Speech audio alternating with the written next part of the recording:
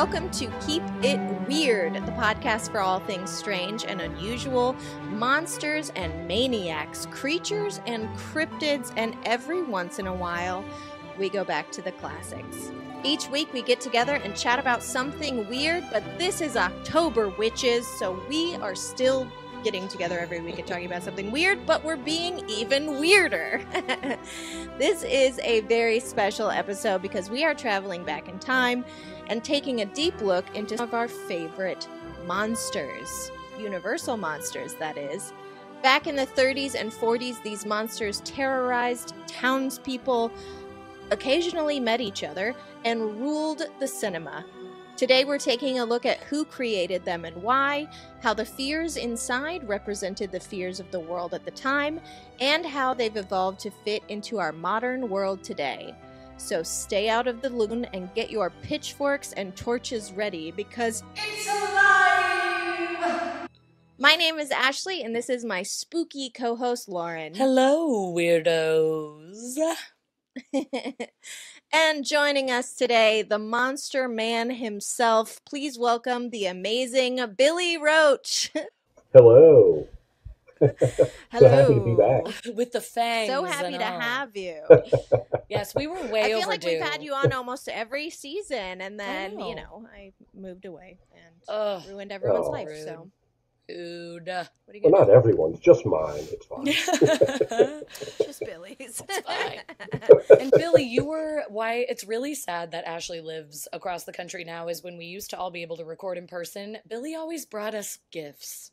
And that was nice. You would bring treats. I sure do miss things the to gifts. drink. Yeah, we missed the prezzies. It was very nice. The cats would get excited because they like sitting on Billy's lap. Yeah. It Oh, was a party. I miss them. Mm-hmm. It was always a good time. It was. Billy, do you have any fun Halloween plans this year? Well, I do a thing every year where starting October 1st, I watch 31 horror films. Well, Halloween films. They're not always horror films. There's something that, for me, encapsulate the Halloween spirit. So that's kind of the thing I do every year, and it's a blast. It challenges me to watch new things, old things, and I post online hoping people will join in. I know you guys do something similar, and I've been really enjoying that this year. Yeah. Yeah, you sent me your list. It's quite the banger. Yeah, it's all over the place too. It's very eclectic. I love that though. I feel like you have to have a variety because, like you said, it doesn't even all have to be horror, but like Halloween-esque. Autumn. Maybe there's an autumnal film. Autumnal. Got to feel like Halloween. Yeah, yes, that's it. Love that. That's all it needs. The spirit of Halloween. We love it. I also feel like making a list ahead of time to follow is such a good idea because I get so excited to watch horror movies and then it comes down to it and I'm like, I don't know, I want to watch so many that I don't know what I want to watch right now. It's overwhelming. All of them? Yeah. Yeah. Every single one that's ever existed? Are you doing any Inktober this season? I haven't done any yet this season. I'm sure I'll do something, but I used to do it I try to do every day. I haven't done any yet this season. I need to get back into it, and it's a good challenge for myself. I actually haven't been drawing much recently, so maybe I'll get into the Inktober. Get back do a little to catch up. Yeah. Well, I have a new T-shirt idea. If you want me to send that your way, could use some help with that. Send it over. About to commission you, Do Billy. it. I'm going to commission you for our new T-shirt design. Okay, we have so much to get through today. I say we're going to start with the oldest monster and move forward. So, Billy, teach us about your monster. Okay, I will be talking about one of the granddaddies of all monsters, Frankenstein's creature, which a lot of people incorrectly refer to him as Frankenstein. Right. Everyone's familiar with the Frankenstein films. I feel like everyone kind of knows the basic premise of Frankenstein. But if I have to give you kind of a short synopsis of Frankenstein, it's, Frankenstein kind of tells the story of Victor Frankenstein, a young scientist who creates a creature in an unorthodox scientific method. Sorry about that.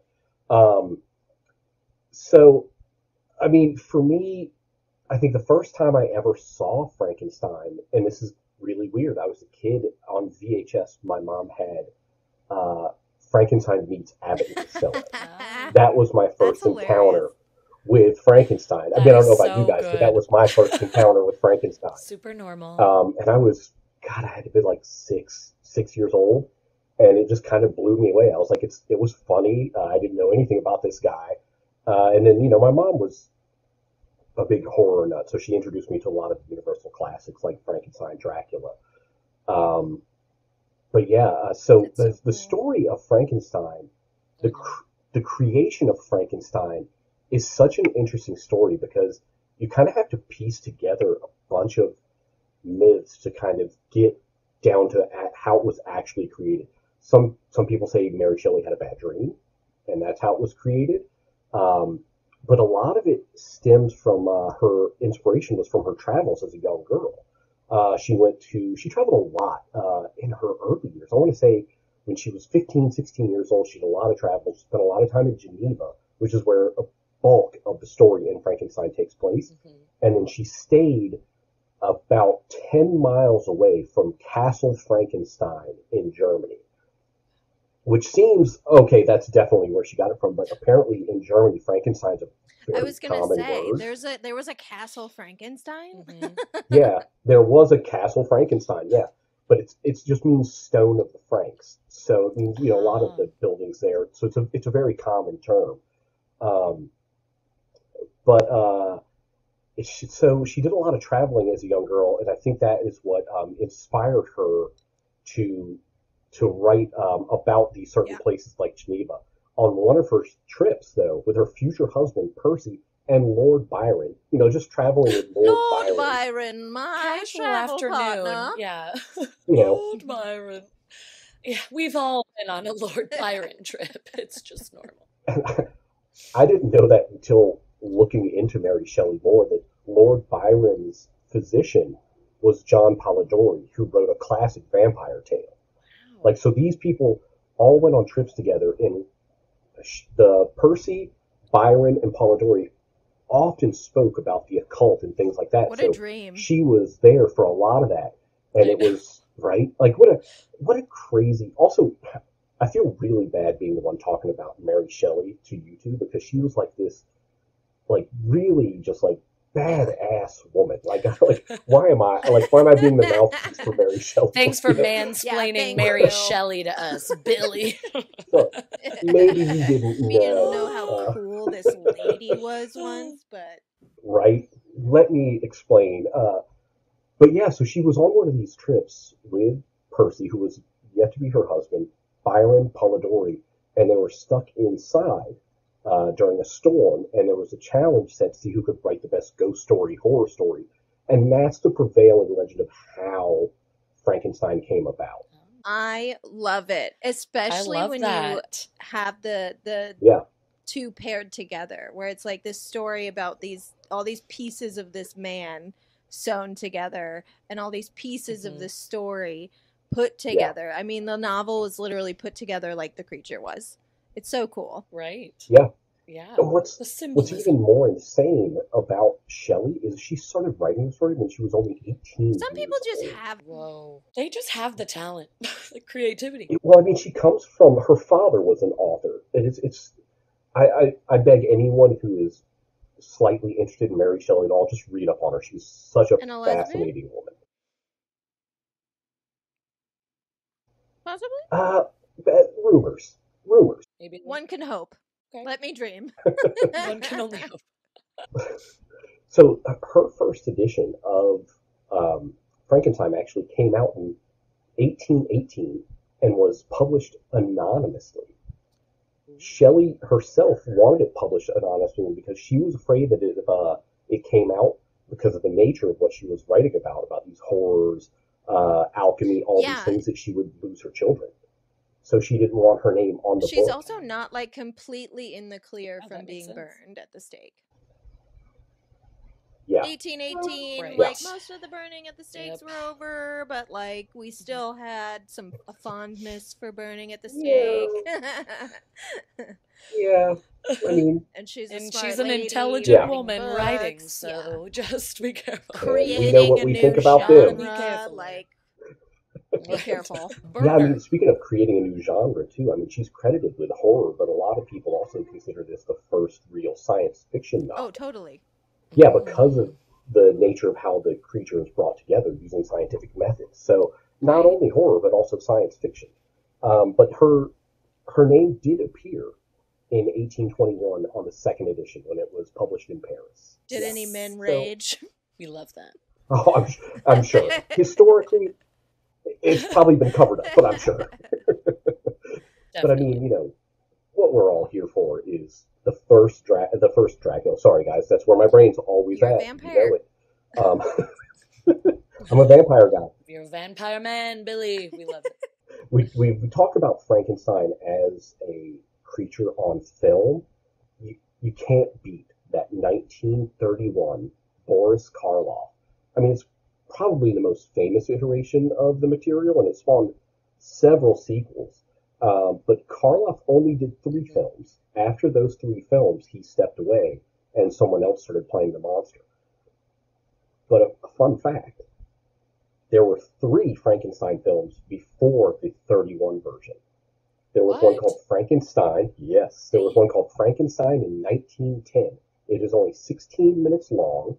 It was thought to be a lost film, but it was found in the 50s and made public in the 80s, and it was produced by Edison.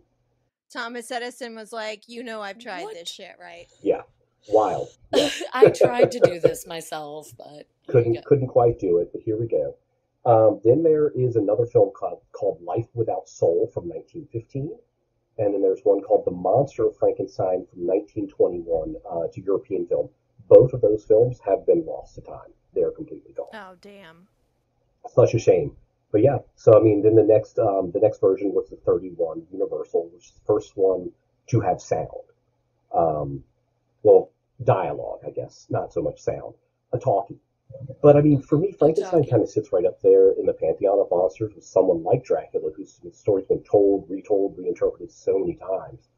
And, you know, speaking of reinterpretation, the creature ranges wildly in all of these interpretations, from being kind of a deranged, mindless brute to a tragic hero. You know, and a fun one is the 1958 film Frankenstein 1970, made in 58, but the title is Frankenstein 1970, which focuses on themes of nuclear power, impotence, the film industry. Boris Karloff returns, but not as the creature. In this film, he portrays Baron Victor von Frankenstein, who harvests the bodies of actors to create a clone of himself using his nuclear-powered laboratory. His intention is to have the clone army carry on his genes into future generations. What on earth? Was this movie just complete garbage? Why have I never heard of it? Wow. Right? My God. I had to look into it. It seems really interesting. I don't know. I had never heard about it, but now I really want to watch it. But a fun fact about Frankenstein on film is you don't really notice it because he's such a prevalent character in pop culture. But from 1957 all the way up to 1994, there was a Frankenstein film made at least every 2 to 3 years. That's so sometimes crazy. Multiple in the same year. Yeah, it's insane. It took a little break and then came back in 2004 with Van Helsing, which, you know. We don't have to talk about it. We're just gonna sweep that one back under the But I mean, for me personally, I know 31 is a classic. Universal started it all. But for me personally, I think the best adaptation is Branagh's 94 Mary Shelley's Frankenstein. It's also, to my knowledge, the closest to the source material. Okay. Yeah, I mean, what are some of your encounters with the creature? Like, what's some of your favorite Frankenstein stuff? I really loved how they did Frankenstein and Penny Dreadful. Oh, I love Penny Dreadful. Yeah. I forgot about Penny Dreadful. Thank you for reminding me of that beautiful piece of television. That was so gorgeous, gorgeous piece of television. And also, I mean, not only was it just a gorgeous show, but like beautifully acted. Everybody was so great, and everyone was really good. Every time the creature, or Adam, as he was called on the show, was on screen, it was just like, it was heartbreaking. It was just absolutely heartbreaking. Yeah, he was so good. I love that. Ooh, darn, I can't think of his name, but the kid, well, he's not a kid, he's an adult man. The man who plays Victor Frankenstein, I thought was a really, really, really tender interpretation of Victor Frankenstein's relationship with his monster. And also which you don't usually tumultuous. See. Well, no, because let's just talk about Victor for a second. I mean, the guy is... Yeah, let's come on, talk about He's Victor. a coward. He is big a old coward. coward. A real piece of work. Yeah, I've never heard him described as tender, because I'm usually like, what are you doing? Like, watch this guy. Like, Why would you get do over this? here. Why would you do this to this Why man? would you even do this? I mean, do you think that was Shelley's reflection on men? Like, she was like, they can't take claim on what they create. Yeah. Yep. And what they do create scares them. Yeah. All the emotions they can't handle. Yeah. Yeah, Right. because he ran away. He just ran away like a coward. Yes. And it got several people killed. I just watched the 31 version recently, I'm sorry to say, but I was like, I can't believe I've never seen the original, and I just watched it maybe 2 months ago while I had some family in town, and I loved it way more than I thought I was going to. Like, I don't know if I should say, like, it's my favorite. It's just the most recent on my mind as you're asking me what we think, but I was genuinely creeped out many times. I was disturbed. I was like, sorry, I want to say no spoilers, but also it came out in 1931, so sorry. But You've had enough time. the little girl being thrown into the water and then the dad carrying her around town, that scene is so upsetting. And I was like, oh my gosh, like, I can't believe they were doing this. It's so dark, but also I loved it. And I also felt like it showed this like battle within the creature, within the monster, of like, he was like playing with the girl at first and then he just doesn't know his own strength. It's so tragic. It is so sad. It is. On the other hand, we also have Monster Squad. Oh, I mean, there's some great parody or satire, just like comedy out there also. I mean, Totally. Monster Squad is fantastic. I love Monster Squad. I mean, there's been so many like kind of takes on this like Frankenstein mythology. I mean, even Lovecraft did a take on it with his version of Herbert West, Reanimator. Yeah. That was his kind of spoof on Frankenstein. I mean, one of my favorites is Rocky Horror Picture Show. Totally. Oh. Yeah. I mean, right there, great like Frankenstein story. Me a monster. Why not just be this hot guy in a Speedo? Let's do it. No, Rocky Horror is so good. And as mentioned before, Young Frankenstein is one of my all-time favorite movies. I know that's a big statement, but it is like a comfort movie. Like, I will always laugh. Some of those jokes that just go on a little too long, I love them. Sure. In that film, like every time they say Blucher and you hear the horses whinny in the back. it's just, I know, but it's every single time when you're like, okay. Every time. Like, you think you've forgotten about it. Somebody says, Herr Blucher. And you're, I do love that so about good. Mel Brooks, about how he's like, I always felt like his movies were like, I don't care if you think it's funny, I think it's funny. Exactly. And so I'm going to keep going. With it. I'm laughing. And I love and that that's about what matters. I know. That's what counts. There's even these kind of family-friendly versions that were fed when we were younger, and we don't even realize that we're looking at something that's like the interpretation of Frankenstein, like the Munsters or Addams Family. I mean, you have Lurch just hanging out there. He's very classic, like the creature. Herman Munster. He is Frankenstein. Yeah, he is Frankenstein's monster. That's it. It's right there. I do love the design of Frankenstein, how like we did it once and then we were like, that's what he looks like. You know what I mean? Like, it's so iconic. Yeah. It's so we don't change. Perfect. 7 feet tall with a flat top, bolts in the neck. We're boots, flat top. He's got platform boots. Yeah. He's got 4-inch platforms. He's greenish, like his gray. sleeves are small on him to show that like he don't fit in those clothes because he's so big. I feel like every other character, like that iconic character, changed over like time, especially over 100 years. This has been almost 100 years since the first movie came out. And it's not like, you know, Freddy Krueger, where it's like Freddy Krueger is Freddy Krueger and he continues to be Freddy Krueger in every movie. Like, there have been, like you said, so many different interpretations, and we just decided, we saw that monster and we were like, that's what Frankenstein looks like. Yeah, This is it. that's it. In your head. Yep. That's it. You know what Frankenstein looks like. So, I mean, they're not all great. I Well, mean, Frankenstein has been done so many times. They can't all be winners. We kind of Sure. talked about Van Helsing earlier, and I don't really want to throw too many of these terrible films under the bus. But I'm not gonna name names. You know what? No, actually, I'm gonna name names. Frankenstein. What happened there? listen. It was so bad. So bad. You have to have bad ones in there to make you appreciate. That's true. They can't all be good. You talk about the design of Frankenstein. We're told this is Frankenstein, and that's it. That's the creature we see. Then you get to this movie in 2014, and they're like, let's get Aaron Eckhart. He's going to get super ripped, and we're just going to put some super faint scars on him, and he's not really ugly. He doesn't really look sewn together. He just looks like he maybe got into a car crash. That's it. And this Frankenstein fucks. He does. He can get it. And Frankenstein's a morality tale about, your inner demons. And it's like, no, this one's just about a war between gargoyles, what? And demons. Where'd they come from? Oh, that's a different thing altogether. How dare you put Frankenstein in the name? I think it was. Oh, goodness. It's almost like a fever dream because it was created by the same guy that did Underworld. Right, I remember that. So, he famously brought together vampires and werewolves. Mm-hmm. So I think he was just trying to expand that universe. There's a very early version of the screenplay that had Celine from Underworld showing up in a post-credit scene. They were going to make this whole thing a shared universe. Ooh, early post-credit scene. Yeah. And of course, I Frankenstein was terrible, so it never happened. Didn't happen. They're like, don't connect these after all. Don't. Horror has a really Stop. bad job.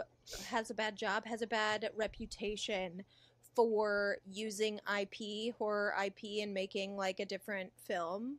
As we all know, they did it with Child's Play, where they're like, this is Child's Play now. And it's like, but there's no Charles Lee Ray, and it's a computer chip. And it's like, well, then that's not Child's Play. That's a different movie. That's a different story. You're missing the point. Yeah. Just say that it's a something different else. movie. It's one of the things that bothers me the most. Yeah, just call it something different then. That could have been an original monster. It didn't have to be Frankenstein, but then you can't use the word Frankenstein, which sells tickets, or, did in 1930. Sure. We all know Frankenstein from the films. We love the films. We'll watch countless Frankenstein films, of which there have been, like I said, from 57 to 94, every other year there was a Frankenstein-inspired film. So look out there. You can find one for you. But also, Frankenstein has inspired other authors to write Frankenstein's type stories. So there have been several takes on this original mythology. And Frankenstein has kind of run the gamut. There's been so many novels. But Frankenstein has even made appearances in both DC and Marvel Comics. He's gone up against the X-Men, Bizarro Superman. Grant Morrison, who's a fantastic writer, revived Frankenstein monster for his book Seven Soldiers of Mercy. Seven Soldiers of Victory. Sorry, I'm still laughing at my own joke. It was a good joke. I love a cheesy joke. Right? But in Morrison's Seven Soldiers of Victory, Frankenstein is a well-read, gun-toting warrior battling to prevent the end of the world. Okay. They rebooted the DC Universe in 2011 and gave Frankenstein his own book called Frankenstein, Agent of Shade, which is just this whole super spy book with a Frankenstein monster. Yeah. And we've got some more Frankenstein content to look forward to also. James Gunn is rebooting the DC Universe. The first film out of that is going to be an animated movie called Creature Commandos. It's going to feature a Frankenstein monster, voiced by David Harbour. It's a good choice. Oh, David Harbour. You can do no wrong. I like it. I believe Del Toro is working on a version of Frankenstein as well, or he has been for years. But we know how it goes with Del Toro. He's a dreamer. He's got so many ideas, some of them never quite make it out. Yeah, he is. He's a big time dreamer. But yeah, I love the creature. It's an enduring myth. It's inspired so many other characters as well. One of my favorite things I look forward to every October is getting my Frankenberry. Hell yeah. got to get that Gotta get that Frankenberry. strawberry I mean, cereal. That's right. yeah. Gosh. And then you've got these, I mean, Edward Scissorhands Yep. could be considered a Frankenstein tale. Absolutely. One of the writers of Disney's Lilo and Stitch said Stitch came out of Frankenstein. Like his Aw. inspiration for creating that What? character was Frankenstein, because he's created by a mad scientist using miscellaneous alien DNA to create this creature. And he's misunderstood. He's misunderstood, and He is so he doesn't know his misunderstood. own strength. He just needs someone to love him. And he just needs love. I mean, That's and right. family. and For friendship.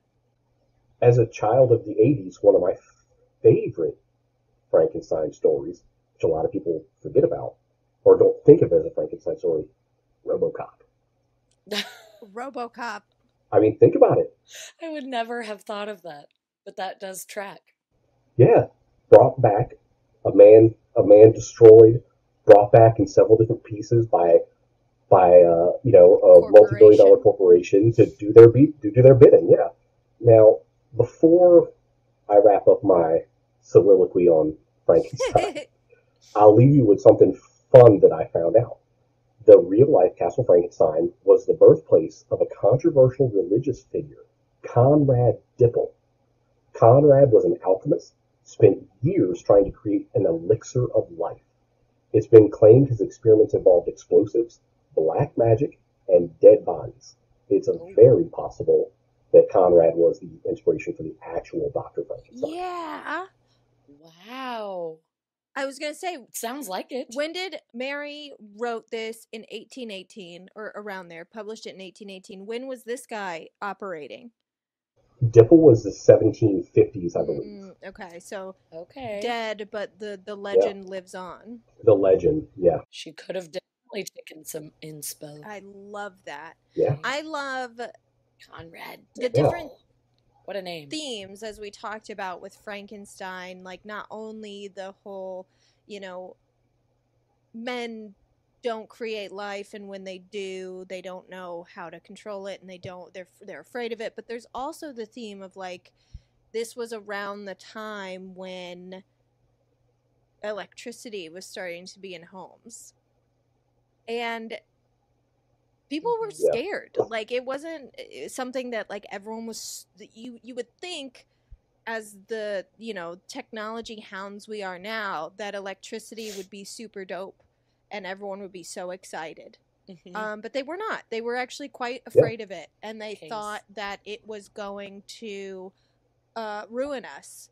And so Frankenstein, especially when they made the film and they used the lightning and things like that, it was scary. It was very scary for people, thinking like, yep, this is next. This is what we have to look forward to.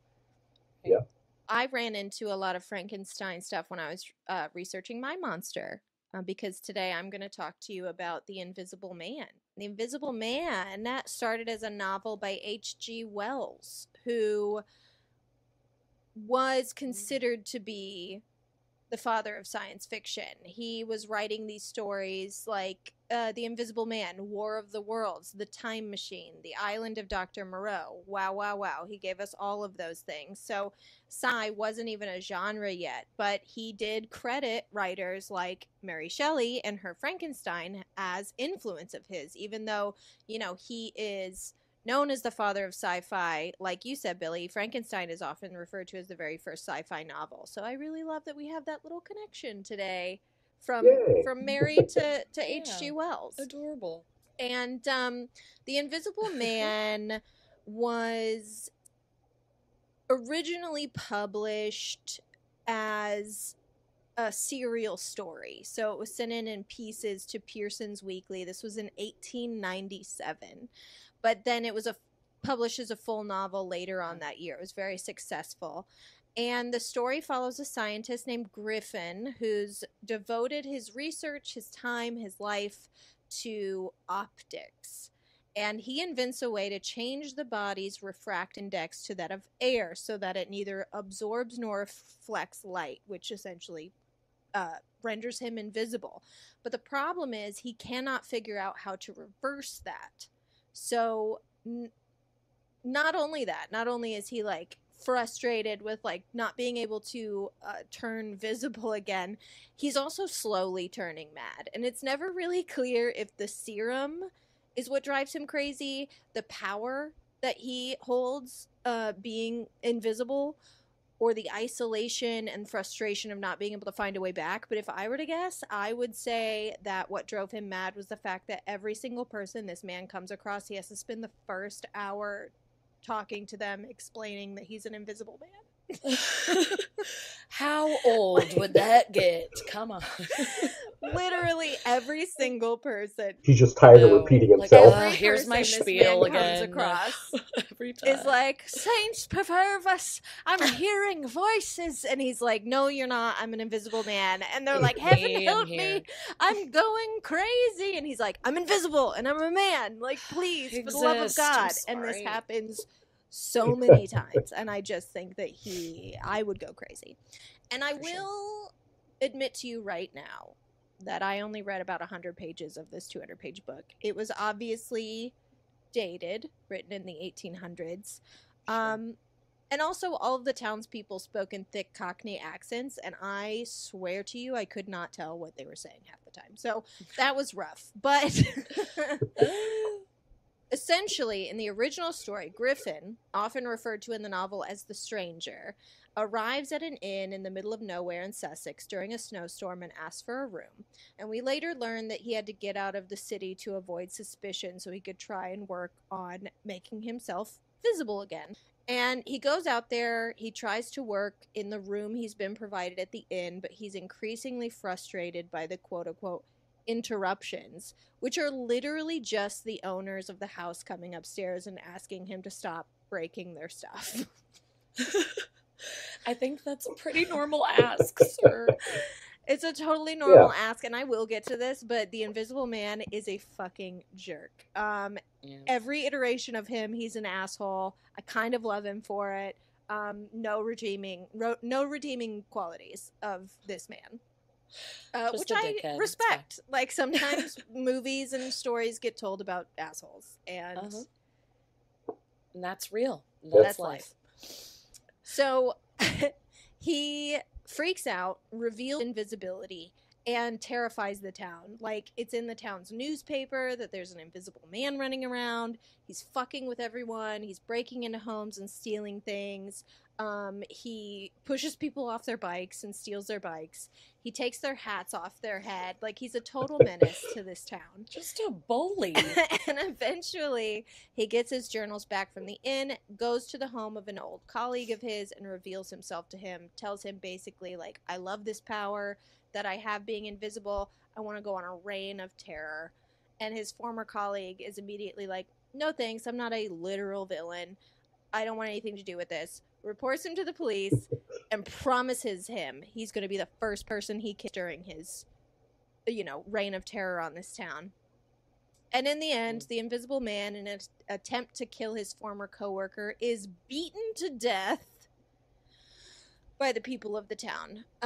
It's pretty dark, but again, don't feel too bad for the guy, because if you're a jerk, read the book. I watched the movies from the 30s. The Invisible Man is a total dick. He was a dick before he became invisible, and becoming invisible has only made him more of a dick. Like, he's an asshole.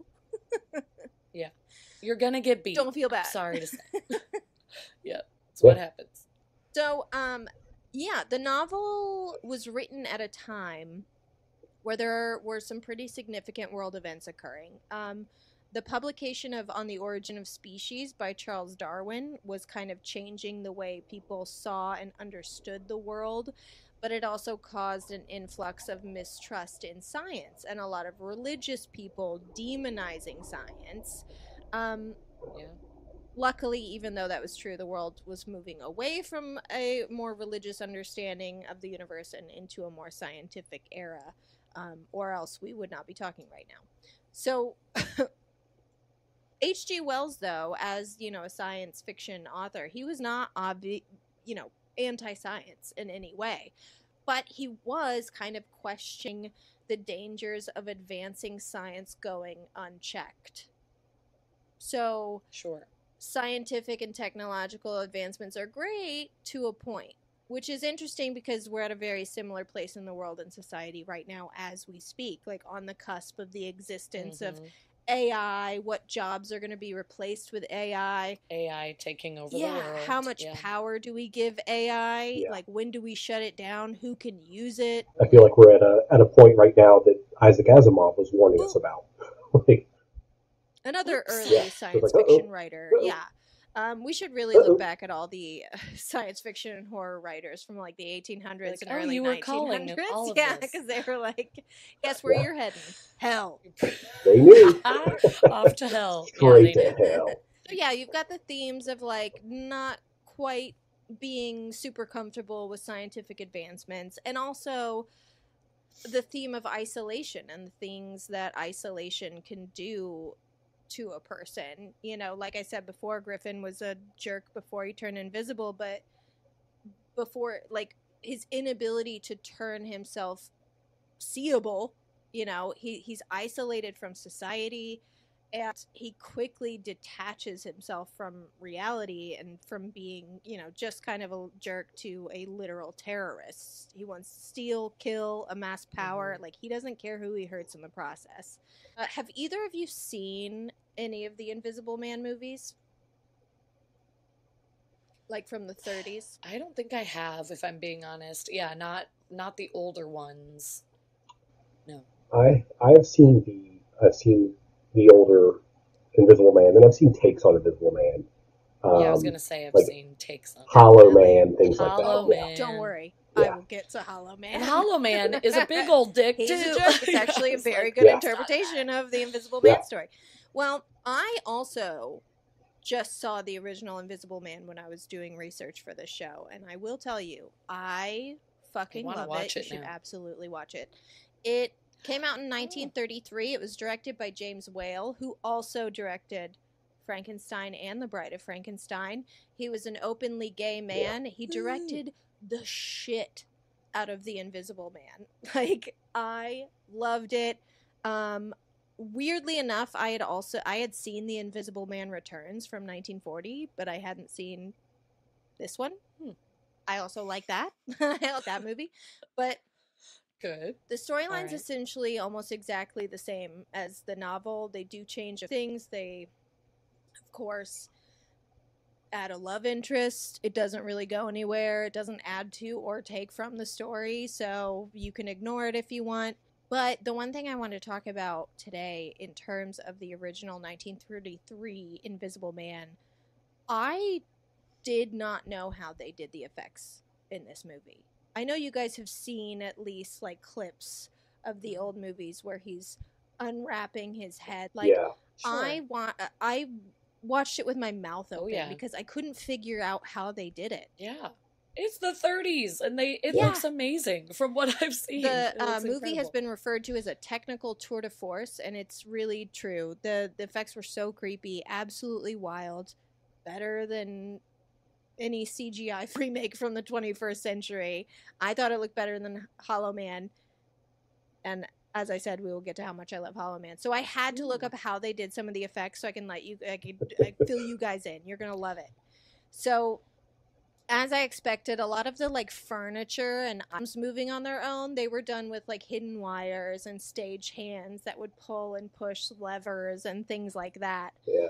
But the most iconic shots of the movie, the removal of the bandages, and also the footprints in the snow, which has been used time and time again in the remakes. The footprints appearing either in like water, or I think in Hollow Man it's like powder of some kind, and I think the 2020 version was paint. Like, it's been in every iteration of the movie. That shot keeps being redone. It's because it's iconic. Sends chills up your spine. How they did it. Okay. They were created through a system of footprint shaped platforms. So think of like just a flat ground, right? They used rock salt as the snow. So it's covered in rock salt. And there are footprint shaped platforms placed in like, footprint positions. And as the pegs were pulled off stage, the platforms would drop and create literal footprints occurring with no feet. Oh, Isn't that fucking cool? Oh wow. my gosh. It's so How smart. It's smart. really cool. Yeah. And yeah, That's great. genius. I would love to know who came up with that. Like that person just to come up with, well, of course, if we do it this way, because that is so incredibly I would have never creative. thought of I it. love that. But I'm No, not in a million pretty years. dumb. So. Yeah, I'm an idiot, but still. Like, I know that I'm a dummy, but even so, I'm just like, how does somebody's brain work that way? That is so cool. Now for the I love that. unwrapping of the, so that was a totally practical effect, which like, mwah, thank you. Mm-hmm. For the unwrapping though, like they couldn't really use practical effects. They also, it's 1933. They don't have CGI. So what they had to do was they layered multiple prints of film on top of each other with different exposures. So they would film the scene with Claude Rains, who was the actor who played Griffin, in the shot, dressed fully. Then they would film another one matched up perfectly without him in the shot at all. So the other actor, if he was on stage with him, would have to like do the exact same thing perfectly. And then they would film it again, only this time the whole set would be draped in black velvet and Rains would be wearing all black. He'd be wearing black tights, black gloves, and a black headpiece. Oh. And then he would be wearing his like clothes and head wrappings on top of it. So then in the end, they would have like 4 different shots, like 4 different reels of film. They would layer it on top of each other using the pieces that they wanted to use and getting rid of the rest. And then on top of that, because some of it wasn't perfect, the negatives, they required men to go in and paint over the imperfections with like a dye that hid the details. Wow. It was supposedly it was very tedious and it was supposedly very expensive, but the effects literally hold up today, almost 100 years later. Absolutely. So like, fucking do it. All worth it. Yeah, worth go it. for it. That reminds me so much of like the early animation years. Like I remember doing a tour at the Disney studios and learning about how they layered things over and had to go back in and paint. So they were essentially like having to do an animated movie to create this invisible effect. Like, man, I love the effort put into it. Like, A+. Same. Yeah, a lot of those classic films have these great effect shots, and you don't think about all the work that was put into them. There's a great film, I want to say it's 37, called Mystery of the Wax Museum, directed by Michael Curtiz, who directed Casablanca. And he took a whole day to film a transformation sequence where they would keep going in, do a couple shots, and they'd add layers. He almost filmed it like stop motion. And the studio was like, dude, this is a horror film. Just get it done. He's like, shut up. This is my vision. He famously like butted heads with the studio because he had this vision of these films and how he wanted these shots to be. And yeah, those classic effects are so great. Like there's so much like craftsmanship, and it's just like how they even came up with it is genius. Truly, from like the 30s to like the 70s. Yeah. When you see a horror sci-fi movie, just know someone very creative was involved because they had 1000%. to literally like figure it out a lot of the times on set. Yeah. Which is wild to As think they were about. going. As far as later iterations of the character, obviously the Invisible Man dies. So when, the Invisible Man returns in 1940, it's the same scientific invention that causes the invisibility, but a totally new character, totally new objectives. Okay, are you ready to get pissed off? Oh. I mean, not really, but... And maybe it won't piss you off, but I feel like it's going to piss a lot of people off because this was a surprising hit, and it still has, like, upwards of 90% on Rotten Tomatoes, but in 2020, The Invisible Man, written, directed by Lee Wannell, who most people, the other half of James Wan. He was the lead actor in Saw. He was also one of the paranormal investigators in the Insidious movies, and he writes most of James Wan's early stuff. And he did direct Insidious 3 and Upgrade, which I thought were both I loved Upgrade. Billy, you saw Upgrade, yeah? Yeah. I never saw Upgrade. No, everyone talks about it. I need to see it. You would love it. It's like made for you. Okay. I'll have to check it out. I'll check it out. And also a little bit of a Frankenstein story, kind of. I I saw that Oh, reference when I was doing some research. Yeah, a little bit. Upgrade is on lists. love Yeah, that. So, Love great that. movie. But I fucking hated the Invisible Man remake. I hated it. I wasn't And I into it. think I hate it I even was more now that I have read the but you've books. seen Like, the original. it was one of those things where it was like, am I crazy or is everyone else wrong? And after revisiting the originals, I can absolutely concretely conclude that everyone is wrong. It's a horrible Invisible Man adaptation, and it is not a good movie. And I'm going to break down why that is. For anyone who's listening, who's like, no, I like it. No, you don't, and I'll tell you why. You're wrong You're about wrong. this, okay? No, I also didn't like it, so I'm Good. excited to hear all of Okay, your thoughts. I didn't hate it, but I didn't love it. So I'm ready for this. I think they really had something fantastic going at first with the idea of following the main victim instead of the villain. Elizabeth Moss, even though she's a crazy space alien, is incredible. She's a great actress. Love her very much. She is such a good actress. Yeah, Handmaid's Tale. We take her weird alien. She gets a pass. She's like Tom lifestyle. Cruise for me, where it's like he gets a pass. He's the best action movie For sure. star that's Well, I ever appreciate existed. it. I'm sorry, like 1000%. sorry he's Yep. in a cult. Yep. And Elizabeth Moss, I've Can't always loved stop. her, so you get a pass. Just don't do anything weird and creepy. And the idea that Adrian Griffin, obviously a nod to the original film, that's the villain's name in the movie, has her, trapped in a controlling and abusive relationship. It's an incredible setup. The themes on domestic abuse and gaslighting and how it affects the abused and how hard it is for abused women to get actual help. Awesome. Great. Good start. Where they fail miserably, in my opinion, is the villain himself. Because one, the invisibility is not a serum, it's not a permanent change, it's a suit that he can take on and off. Mm-hmm. That throws a major plot point that out the window. I think they still could have recovered from it, though, if they had given Adrian Griffin any kind of believable objectives at all. Because, yes, he was a piece of shit, abusive boyfriend, total dick. Absolutely. I totally believe he's the kind of person that would use this suit to terrorize a woman who left him. But he didn't do that. He faked his own death. And he gives no reason for doing this to her. And it's just crazy to me that this like Elon Musk type man would throw away his entire life, business as the CEO of his tech company in order to like make people think she's crazy. Like, because the thing is, he can't in the end come back and be like, just kidding, I didn't die. Like, he faked a suicide. Yeah. So, like, he's dead forever. No matter what the outcome is. It doesn't make any sense. Yep. So it's fine. I know that the director had said, I didn't want to give you another like wrapped man in sunglasses and a hat walking around. I don't mind that. I don't care that he was invisible for like the entire fucking movie. But he never spoke. We get one scene with him at the very end where he sort of explains himself to her, but like also doesn't.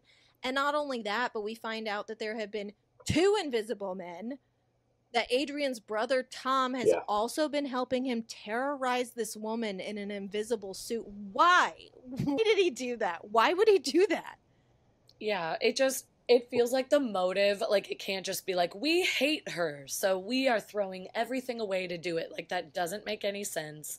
Why would the brother get involved? Like, I just didn't think like his hatred for her was enough for him, like you said, to throw everything away and then come back in the suit and ruin her life. Like, no, he had too much else going on, unless we were supposed to believe he's just really that insane. No. But I didn't get that either. I don't know. Yeah. See? I didn't like it. Okay. It's a bad movie. No, here's the thing. There were some spooky scenes. I mean, anytime you're dealing with an invisible man, a ghost, whatever, like, yeah, it can be, spooky. But as for, like, the plot, it didn't work. Yeah, it's all like it was the storyline that got lost on me. But the intensity, the jump scenes, the wondering what's going on in the beginning, like that was exciting and it had its moments. But yeah, it's enough to color a film where you can be like, oh, this is really fun, but then you don't think about the plot. You're like, it makes no sense. I Yeah. really Like, fucking any more love. Like when story. it first started, I was like, "Oh, I love where they're going with this." Like the idea of like gaslighting. Like, oh my god, like it's a Me Too Yeah. moment. Yes. But you have to give us a reason that he did this to this woman. Like, what is the reason that he would ruin his whole life for her? Yeah. Didn't make sense. However, Yeah. there is a movie that The Invisible Man inspired that I do think hits the mark. We have talked about it before. It's something I never thought I would say this out loud, especially on a podcast where my voice is recorded and thousands of people hear it, but 2000's Hollow Man slaps. It does slap. It's good. No disagreement here. Fucking slaps. No disagreement. And like perfect dickhead main character who like is an Yeah. egotistical, full of himself guy before and then only gets worse and you believe it and you're right there with him. Yeah. And he gets like super pervy and you're like, yep. That's exactly what a guy like this would do with those powers. I should mention it is a CGI nightmare. We're going to let it go. But it was, by the way, it was nominated for an Academy Award for Best Visual Effects. So I guess it wasn't that terrible for the time. The year 2000 was just rough. Really? It's a CGI nightmare now. Yeah, it's a CGI nightmare now. Well, yeah, knowing what you can do now. If you look at it from the perspective, it was just like, oh, especially when they started to do the special effect of the when they inject the gorilla, the ape, where the layers start to disappear. Mm-hmm. That was so cool. I was like, really cool. Yeah, that was amazing. Yeah, 2000 for that time. Absolutely. And like I said, the cast banging. Kevin Bacon is the lead. It also stars Elizabeth Shue, Josh Brolin, and a ton of really great character actors from that time. And the storyline of this movie, it is a fantastic Invisible Man reboot. I was just telling Lauren, like, having now read and watched the original and knowing, like, that this is, like, a legitimately great reboot of the story, I'm an even bigger Hollow Man fan than I was before. It sticks so close to the original, it does. I feel like, or closer than And for anyone who has not seen it, I'm going to give you a little breakdown. I won't spoil everything, but Kevin Bacon plays Sebastian Kane, who's, you know, a brilliant scientist, also happens to be a dick. He's working on developing a serum for the military that can make the subject invisible. And he and his team of researchers, biologists, veterinarians, physicists, they finally successfully made several animals invisible and even brought a gorilla to invisibility and back, which was essentially their final step before taking it to human trials. And Sebastian is so amped, doesn't really want to wait for all the red tape to come down, and he volunteers himself as the human test subject without any military authorization. He somehow convinces his team, I don't remember how he convinces them to go forward with this and like ruin their careers, but he convinces his really team against it at first. Yeah, I don't remember how he's like, we're doing it. How he did it. I think he was just like his charm. Yeah. I think he was just like, I'm in charge and we're doing this. But they do move forward, and he volunteers himself to be the subject, and immediately Kevin Bacon becomes a menace. Like, he's moving things in the lab, he's scaring the shit out of his coworkers, he even molests one of them. It's pretty uncool. And the team decides they're done with his antics, and they try to make him visible again, which not only fails but almost kills him. So now he's stuck being invisible, and he's going stir crazy because they've got him locked in a room that's monitored 24/7 by cameras to make sure, like heat sensing cameras, to make sure he doesn't get out. So I won't ruin the absolutely batshit finale, but one moment of the movie, which Lauren kind of touched on, at one point Sebastian does break out of his confinement and goes out into the world, and one of the first things he does is breaks into his neighbor's apartment and rapes her. It's so awful. And it's horrific. It gets so dark. In the end, it gets very dark. In the end, it really has a lot of the same themes and elements of the original story. brilliant asshole before he becomes invisible. But yeah, so like the serum, along with the power that he inherits, in addition to the isolation he experiences, makes him an evil jerk and leads, to his ultimate demise. And also, the theme of our overreaching technology and asking the question of, should we do this, alongside could we do this, being something very important to acknowledge when, creating technological advancements, especially adding the military element into it, I thought was a good idea, especially for the times. Right. Very relevant. We love it. Watch The Invisible Man. It fucking slaps. I can't wait. Skip the book. No the offense to H.G. Wells. It was a tough hang. Screw that guy. Well, I mean, kind of like the thing you were talking about earlier with the rapping scene. Hollow Man itself has a really great scene, very similar, where they decide to pour latex over him so they can see him.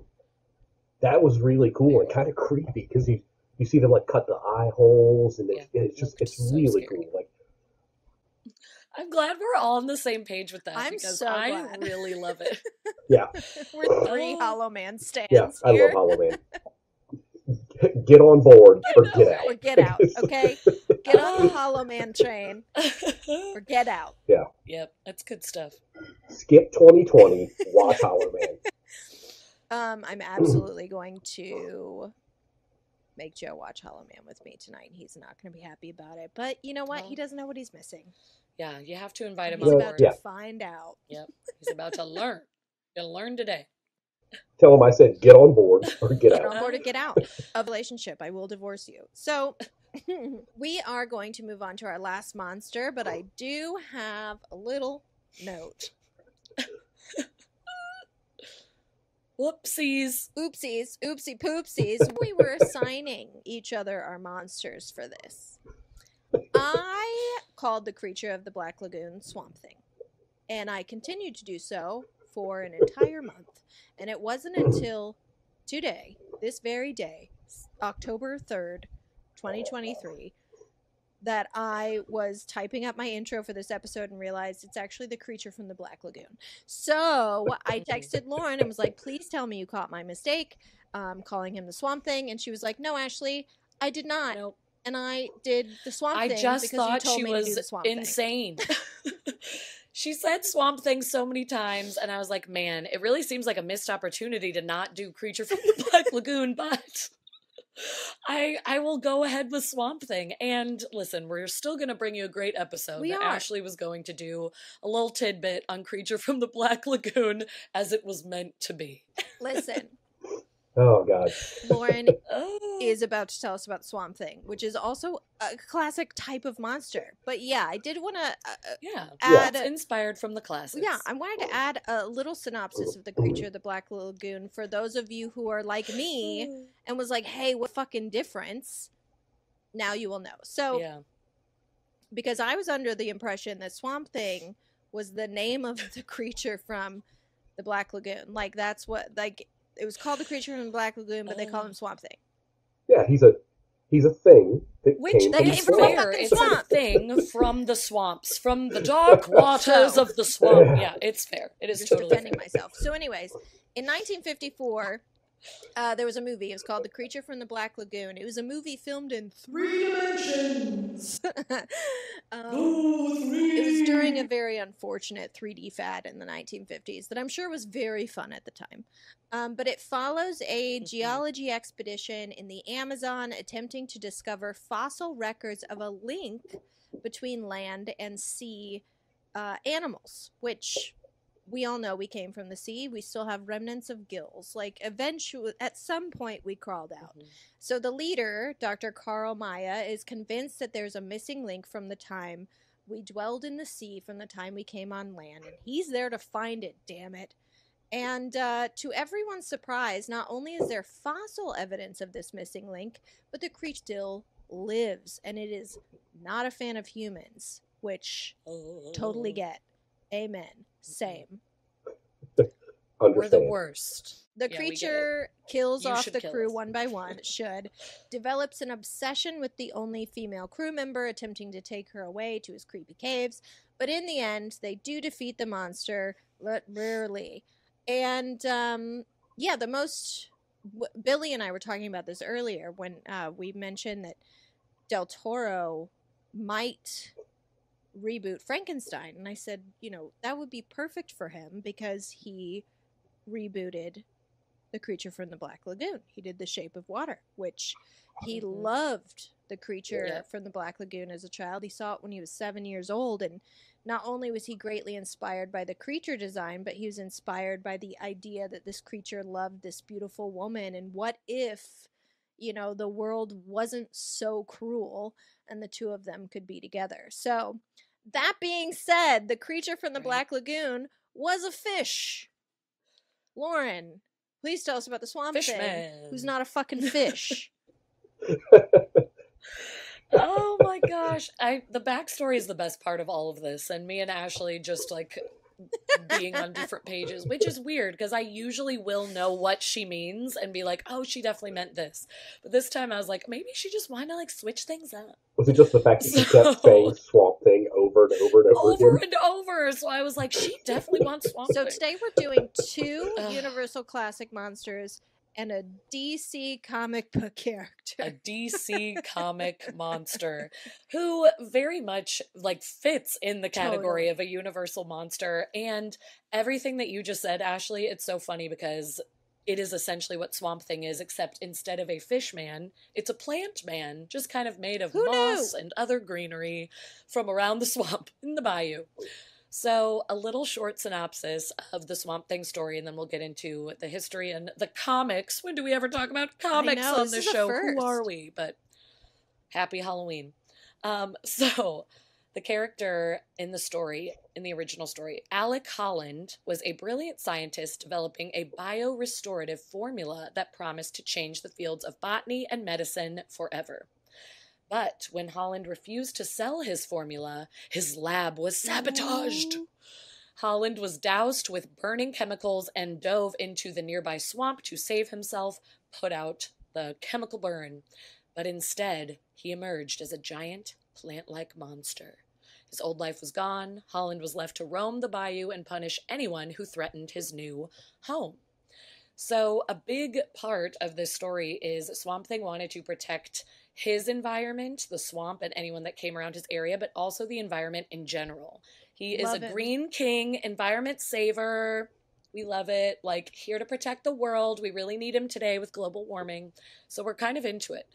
Swamp Thing is seen as a monster, but really, as are most of these monsters, is kind of a tortured soul of wanting to protect the environment, protect his home, what has become his home. And also he's so tortured because he doesn't know, is he still a man? Is the original man and brilliant scientist that he originally was still inside there? Or is he only this plant creature with tiny remnants of a man, tiny bits of a human build in there? So, in a way, it fits our monsters more than the creature from the Black Lagoon who was born a fish man and will die a fish man. Just saying. Exactly. Not, coming out of... Yeah. I know. Doesn't it feel a little right? Because it kind of feels like it's going along with the story that both of you told. It's a science theme. So Swamp Thing has a few real connections to the human world. One of those is Abigail Arcane. Isn't there always a female? Always. Isn't there? Look at that. Always. The one woman capable of seeing and loving the man beneath the moss. And the other is John Constantine. Familiar name. Deedly doop, bop beep. Sorry, I can't stop doing the song now because it just gets exciting. They're friends. He actually got his start as a supporting character in Saga of the Swamp Thing before spinning out onto his own adventures. John started as a buddy.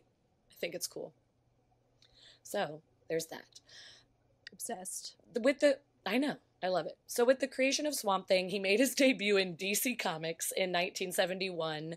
There was a comic called House of Secrets, number 92, and he was depicted as an early 20th century man who was murdered by a jealous rival and returned as a plant monster to defend his wife. And the character was given his own series the following year. But then this was kind of like, oh, we're going to call it Swamp Thing. But then creators Len Wein and Bernie Wrightson reworked the concept to be in a more contemporary setting. And that same year, they came up with their original story of Alec Holland, the scientist, and, you know, got into more of the specifics and said he needs his own story like this. I like that we planted this seed, but now let's get into it. And then in 1972, the official comic Swamp Thing #1, first in the series, came out, and it was born from there. And a funny thing about the creation of the story is Len Wein, the storyteller, came up with the idea while riding a subway in Queens, and he was coming up with the whole storyline, but just kept calling it Swamp Thing and saying, like, I'll come up with the name later. It's just my Swamp Thing. Like, when someone would ask, what story are you working on right now, Len? He was like, the Swamp Thing. But then his partner, Bernie Wrightson, was like, I kind of love it. Like, this should just be the title. It's obviously catchy. It is. Okay, because it's the only thing I remember. Yeah, clearly Ashley really latched onto the story. And so it goes. So Bernie Wrightson designed the character's visual image using a rough sketch based on what Len Wein had told him, said, we're going with it. This is Swamp Thing. And so it was created. And there was drama, comic book drama, everybody, Ooh, because comic book drama. We're so into this. But I love a scandal. I love tea no matter what. So I was excited to read this. Just months before Swamp Thing's creation, Marvel Comics, the rival, had the same idea. They made a swamp monster called Man-Thing with almost an identical origin story. And Marvel did it a few months prior, so everyone was like, DC, you idiots, you stole this from them, which was not true if you remember Man-Thing. Unfortunately, that is the truth, is Marvel's did end up getting swept under the rug, and there was no evidence to show that DC ripped it off, because it was like Len was saying, I came up with these storyboards and all these things, like, way before this. I had no idea they were coming out with Man-Thing, blah, blah, blah, so it was never proven, and they got to go on with their idea. Stuff like that happens in history, because it happens often. Like, you think about, like, White House Down and Olympus Has Fallen. Came out in the same summer. 2 movies about 2 men protecting the president in the White House. Like, shit like that happens all the time, where it's like, how did this happen so that we get 2 of them in a row? Right. It's just like, it's truly the same idea that these people had at the same time, because if you go back and, you know, try to discover, well, who was spying on who? Like, most of the time it seems kind of coincidental. Maybe there was some stealing involved, but you're just like, does everybody just have the same collective idea consciousness? Like, enough people thinking about the same idea? One of the things I think DC had over Marvel in this is they had Bernie Wrightson. I don't know if you guys are familiar with Bernie Wrightson's art, but it's fantastic. It's detailed, dark, and gothic. As a matter of fact, he actually did an illustrated edition of Frankenstein. It's fabulous. Yeah. So Bernie Wrightson, he stole the show. Yeah. And a lot of people have said that I think it was Bernie especially, but this partnership in general, just they honed in on the story a little better too as a whole. And so it just took off in a different way that Man-Thing never had a chance to. And I like that you brought up kind of the gothic style of Bernie, because that's what I like about it, and how I was like, I can actually get on board with these comics, because these were called specifically horror comics. Like, when Swamp Thing branched off on its own series, it was horror. It was not just, okay, here's another superhero that we're going to tie into the stories. It was like, no, we're making this as terrifying as possible. Like, we're branching off into the darkness. So I do like that about it. And Swamp Thing took off, and that's what everybody knows today. And it is totally taking inspiration from Creature of the Black Lagoon. That's why talking about that story is still important, even though one is a fish man, one is a plant man. Still similar stories of, you know, this creature trying to protect their environment. There's a bit of a romance involved, like a woman, like, you see me, understand me, a little bit of that, but everyone really just wanting to take them down. It also happened in a comic called The Heap from 1942, which was basically just like a heap of leaves and sticks and moss that was once a monster. That's also inspiration. Like, swamp Swamp creatures. They've existed for a while, so Swamp Thing just kind of went on his own journey in the comic book world. But also going into the horror world, this being a horror comic, but then branching into movies, 1982, the original film adaptation was written and directed by our love, Wes Craven, which I enjoy. I've never seen it. I didn't even know he made a Swamp Thing movie. I know. Nobody knows about it, but it wasn't the best. Billy, have you seen it? Yeah. Yeah. I have seen it. How do you I feel? saw it many moons ago. I enjoyed it for what it was. I also saw it when I was a kid. So, and I'm being like a child of the 80s, you know, it's very 80s. You kind of have to go in with that mindset. It's not great, but it's a fun movie. Yeah, it's a good time. Yeah. It was after The Hills Have Eyes, but before Nightmare on Elm Street. And that's important to know because Wes Craven wasn't on the map quite yet. Like, people saw The Hills Have Eyes and were like, what's wrong with this man? But this is real dark. But then we didn't have Nightmare on Elm Street, which obviously. So it was like he wasn't quite on the map yet. Horror comics were also fairly new. So it was kind of the perfect combination of like not a lot of people were going to see it, didn't fully understand it, but it got a decent reception. And it became one of those cult classics in the late 80s and 90s, probably why you saw it, Billy, of like, it was a VHS tape that was in most people's homes. It was something that, you know, you had to see, the Swamp Thing. But then there was a Swamp Thing Returns, not by Wes Craven, made by somebody else in 1989, and that was a total flop, and everybody hated it. And then there wasn't really much Swamp Thing for a long time until, you know, the TV shows that came out. There were animated series. There was a live-action series just recently that came out. There was a Constantine series on NBC Universal where there was a mention of Swamp Thing, but he was never seen because there was never a second season. It got canceled. And so there's been all these chances for him to come back. But Swamp Thing has been around, countless comics, and similar to what Billy was saying, James Gunn, why was I just forgetting his name, right? Yes? James Gunn. Yes. Yes. That's right. For a James second, Gunn. I was like, that's incorrect. That's not the person. Because when you say someone's name enough times, you're like, that's wrong. Words don't exist. Words aren't real.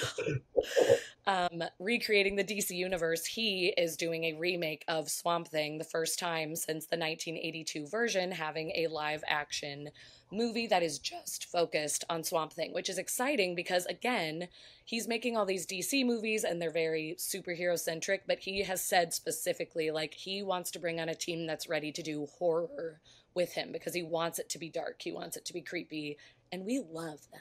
We sure do. I think that a Swamp Thing or creature from the Black Lagoon, I think you could make a terrifying movie out of either of those stories. I'm surprised it hasn't been, you know, I'm surprised that well still has water in it. It seems so easy. I know. The recent show, I want to say it was from like 2018, 2019. It was pretty good, and it was pretty horror themed. It wasn't like insane, but it was a pretty good take on Swamp Thing. I really enjoyed that one. I know. I wish I had watched that. Is there a way I should have looked this up myself in my own research? I need to find out where it's still able to be viewed, like where it's streaming, because it has good reviews. So you are not alone in thinking that. It is on Tubi. It's super well. Tubi. Okay. All right. Which is I watch free. A lot of horror movies on there. Yep. It's really sad that show ended the way it did because it had good ratings and it was well received. It ended because of tax break negotiations. I was going to ask why, because I know that people were pumped about it. I know that it got really good reviews. So I was like, why didn't they continue that? Yeah, they were promised a tax break where they were filming, and then they came back and said, actually, we can't do it. And so the show just couldn't afford to be. But it does have Virginia Madsen, Will Patton. It's got some really heavy hitter. Kevin Durant. It's got heavy hitters on the show. So check it out. Some good names. Well, you know who was in the original Wes Craven, right? Who? Adrienne Barbeau. Yes. Yeah, John Carpenter's ex-wife. Yeah. She's a hottie body, too.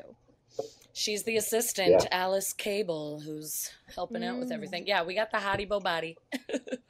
We like might have been one of the reasons I watched Swamp Thing in the first place. Yeah, honestly. Well, I was gonna say, because it does have that cheesy 80s feel, but there was there were some hot women in it, so I'm sure that's why a lot of the young men were watching it. But I also wanted to say props to Wes Craven's movie, because actually I feel like the effects on Swamp Thing also look really good. Like, if you go up and look at stills, I like the way that he was created. It's a good costume. Like, he looks mossy and creepy and straight out of the water, and I thought it was well done for the time, and that's why I get excited about seeing a remake, hoping that they're using practical effects, not getting weird CGI, because I think there's an opportunity to make a horrifying Swamp Thing creature using some of those original ideas, and just this dark, mossy, droopy guy with black eyes. It's a good opportunity. Yeah. Well, and you've seen The Shape of Water, right, Lauren? Oh, yes. I loved it. And also, that creature.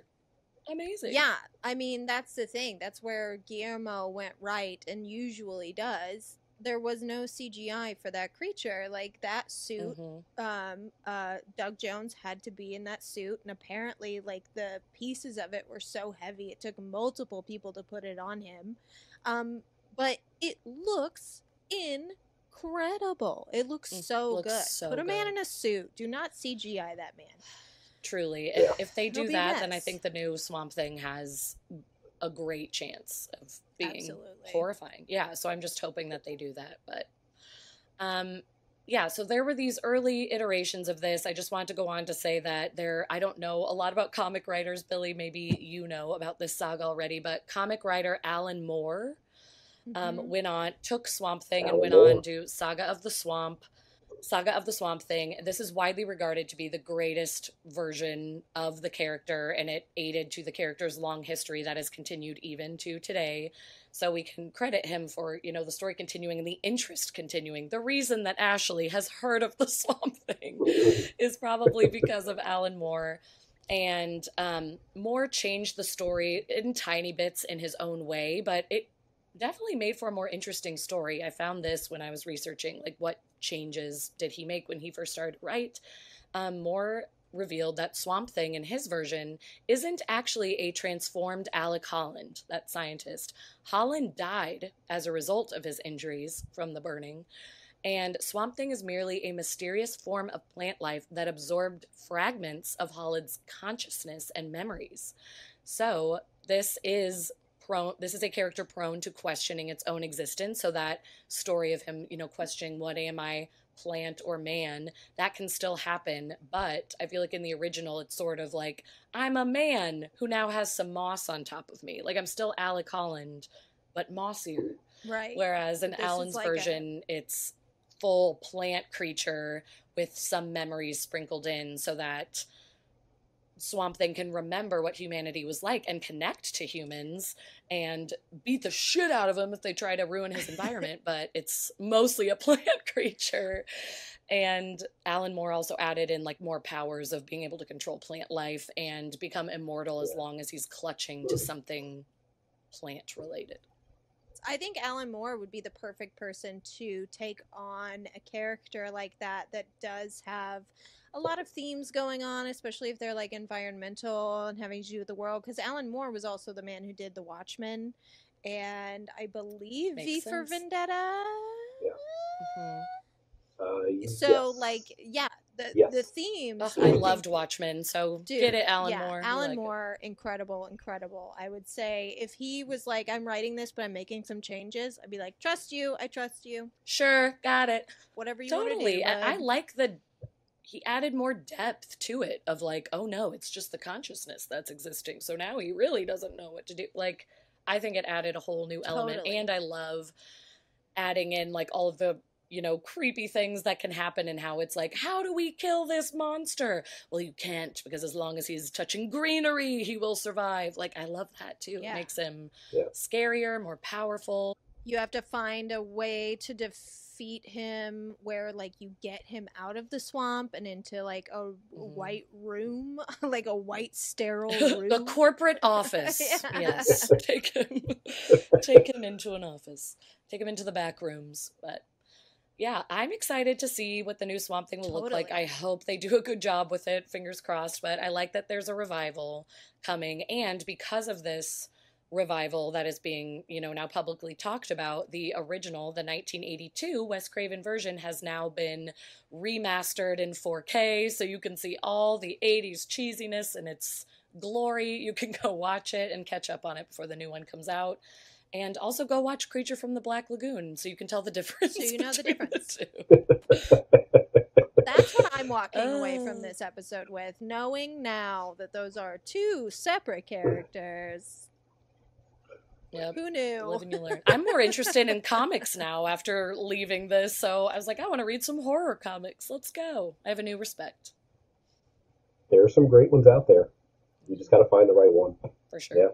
That Alan Moore run on Swamp Thing is still like considered the greatest run on Swamp Thing in his entire history. It's still reprinted. That's so cool. Like, yeah, a lot of times when comics will come and go, like a run on comics like from the 80s, you might be able to find it in a trade like for 10 years after. Unless it's like heralded as like a great run, they just don't reprint it. That run on Swamp Thing is still reprinted today. Wow. Like you can go to like almost any comic shop, just bookstore, I and love it'll be that. on the shelf. You'll I find love it. that. Yeah, Yeah. Alan. It's good. It's good stuff. Here for it. Yeah, Alan Moore's fantastic. Yeah. And he hates Hollywood. Yup. He Oh, hates even Hollywood. better. I know. I didn't know Yeah. about him. I am embarrassed that I didn't know anything about him. Now knowing, like, after doing my research, now I'm like, oh, you've created a lot of things that I have consumed and enjoyed. So yeah. Oh, he's now a I'm big total fan. hippie. You'll love him. I can't wait for you to see your Yeah. first picture of we love Alan hippies. Moore. He looks like he Yeah, came have you out not of the seen a woods. picture of him? Oh, yes. I Okay. saw a picture Okay. and was like, oh, I said you gotta look him I up. want to hang Yeah. with this dude. Like, yes, the bohemian lifestyle. We love it. He very Ted Yeah. Kaczynski chic. Yep. Well, and I think that's also why I added all these extra elements of like environmental factors, because he's like this big Totally. hippie and he's probably like, save the trees. Like, we love it. Well, we are sadly out of time. I could talk about monsters day and night. I mean, there's so many more monsters. There's so many more monsters. There's so many monsters. More talk to be I had. mean, It's not the last time we'll hear I from mean, Billy. I guess next time. Next time, On baby. Keep It Weird. Hey, Billy, thank you so much for joining us Yes. again. Thank you. Yeah, thanks for having me back. I always have a fun coming and hanging with you guys. It's just so much fun. I get to talk about things I love, like werewolves, vampires, creepy monsters. And I just love the show. You guys are so good. I love you. Thanks, Billy. We love having Thank you. you. And we You're just like such to a see monster your face. expert. Yeah. Yeah, our Yes. resident monster expert. Mhm. Everyone make sure that you're following Billy. Billy, your handle on Instagram is at Billy The Billy Roach. the Billy Roach at the Billy Roach. Yeah. He has some Yes. fantastic art all the time that he posts, and even one of me that I have posted. But also he's It's doing so his good. 31 Days of Horror. So if you are looking for Yes. inspiration, you've got 31 movies at the Billy Roach on Instagram that you can follow. Watch along with me. Watch along with him. Watch along with us as well. We're Yeah. doing something on our Instagram Yes. right Yeah. now. I know this is coming out kind of late in October, but if you get on there and you comment on our horror movie post, you'll be automatically entered to win a t-shirt at the end of the month. You're welcome. Ooh. Happy Halloween. A gift to you. And honestly, we just want to hear about Yeah, your we also want to know what your favorites are and like what us. you're watching too. So like get on there. Thank you so much for listening to our show as usual and joining us week after week. It is still October. Next week, our countdown to the big day continues. Next week, we are going to be telling some very spooky listener ghost stories. So you don't want to miss that, obviously. And then the week after that, we will not be here. We are going to be in our Halloween hangover. So, join our Patreon. Maybe. Leave us alone. We got a lot of episodes on there. You can check www.patreon.com/creeptastic Keep It Weird podcast. But for now, we will let you go. We have things to do, meals to eat, soup to drink if we're sick, wigs to shed. Oh, yeah. All of us. I know. Get this wig off of me. I am drenched in sweat. But thank you so much, guys. We'll see you in a week. And as always, keep it weird.